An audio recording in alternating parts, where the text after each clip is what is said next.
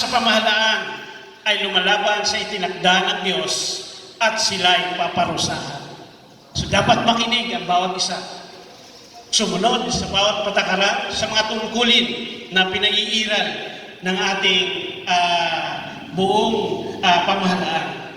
At ang sabi dun sa 1 Peter 4 verse 2 and 3, sabi niya dito, kaya nga, mula ngayon ay mamuhay na tayo sumusunod sa kalooban ng Diyos at hindi sa masamang nasa ng laman.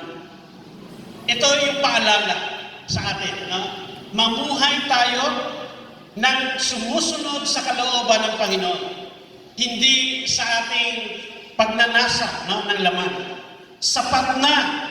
Ito yung sinasabi niya, sapat na ang panahon na inaksaya ninyo sa paggawa ng mga bagay na kinahuhumalingan ninyo. Grabe.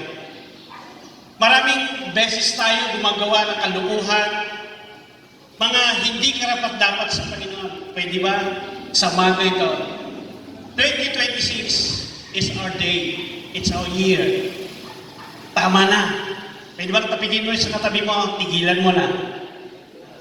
Tigilan mo na paggawa ng hindi maganda. Tigilan mo na paggawa ng masama. Pagkos ituwid natin ang ating paglalakbay sa panibagong taon na ating kinaharap. Tama po? May mabuting kalooban, may mabuting puso, may tapat at naglilingkod sa ating bayan. Iwan na natin ang ating dating pagpamumuhay.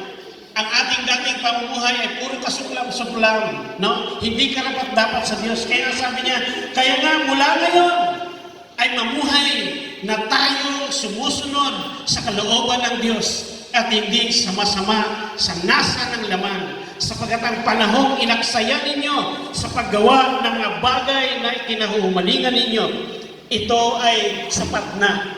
So this morning, ito yung paalala sa atin. These are reminders.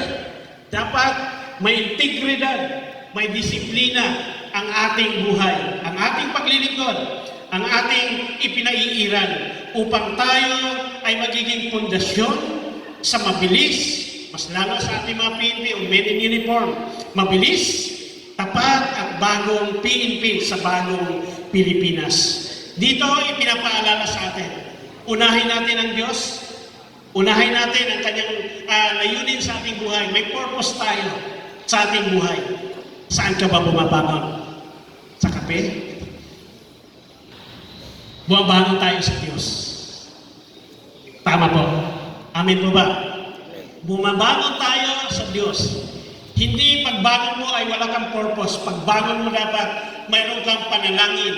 Nagpipray ka sa Panginoon na sa bawat araw ng iyong buhay, sasamahan ka ng Panginoon, gagabayan ka niya, bibigyan ka niyang patnubay sa lahat na hakbang ng iyong mga paa.